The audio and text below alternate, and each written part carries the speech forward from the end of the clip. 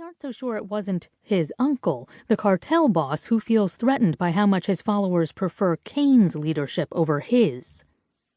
As if Kane wants to run a damn cartel when he has an oil empire to his name, and yet no matter what he says to me or himself, we both know on some level it calls to him. His uncle knows too.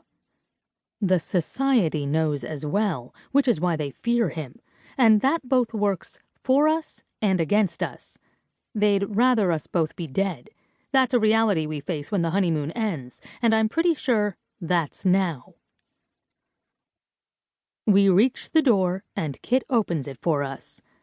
A gust of bitter cold, damp January wind rushes over us, and it's made worse by the rapidly darkening skyline. Hello, New York City. I've just settled into the warm seat next to Kane when my cell rings again.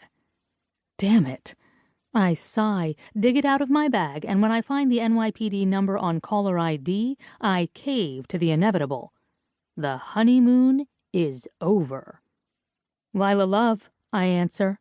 Kane casts me an expectant look, and I amend to Mendez. Lilah, love, Mendez. His lips curl with a little too much male satisfaction, which I'm contemplating how to deal with when I hear Lilah fucking love or Lilah fucking love Mendez. That's going to be hard to get used to. The voice is male, awkward, and insecure. I'm imagining a tall, skinny guy with glasses and his hands pressed together in front of him as he adds, I'm Jack Cox. I'd say that's a fucked up name, but you already know that. How do you have my number, and what do you want? I work for the NYPD, he indicates. That's how I got your number. Well, okay, I snuck it from a detective's Rolodex, but this call had to be made, and he wasn't making it. I'm the only one who seems to understand the grave need for your involvement. There's a lot of bullshit in the bullshit he just spewed, but I start with a simple question. And the grave situation is what? Murder, of course, which is why we need you, he says, and from there he doesn't take a breath. Quite honestly, I've been obsessively following your career since you came back to New York. I still can't believe Roger was a serial killer. I mean, I was envious you'd trained with him. Now I'm envious because you survived to learn from him. Talk about getting an up-close and personal look at a killer. And then, of course, there are the Reddit forums. I'm obsessed all over again. My brow dips with about every word that comes out of his mouth. I don't understand a word that's come out of your mouth aside from the part where you're sneaking around a detective's desk, which is either criminal or brilliant, and I'm not leaning toward the latter thus far. No, let me explain.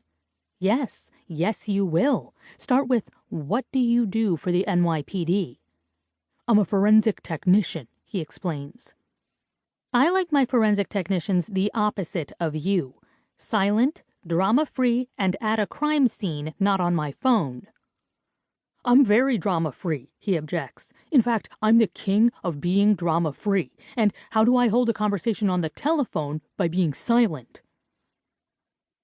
How did you even know when I came back to New York? Which, by the way, suggests you knew when I left. And Reddit forums? What the hell are you talking about? Everyone knew when you returned, he argues. It was a thing. How can you not know it was a thing? I mean, Roger was a star. Reddit is a social media platform, kind of like Facebook, but not like Facebook. As if you don't know that. Sorry, I don't mean to insult you, but there was a Reddit forum about Roger and his protege, which was you. Now there's a forum about you, your serial killer mentor, and, of course, Kane. My gaze slides to Kane as I ask, what about Kane? Kane is now at full attention. People love him, Jack continues. There's all kinds of speculation about whether he is or he is not, well, you know, he whispers, a drug lord. His voice returns to normal. Of course, women love him and men want to be him. I know I sure do. Actually, no. He laughs awkwardly. I want to be you, the male version of you.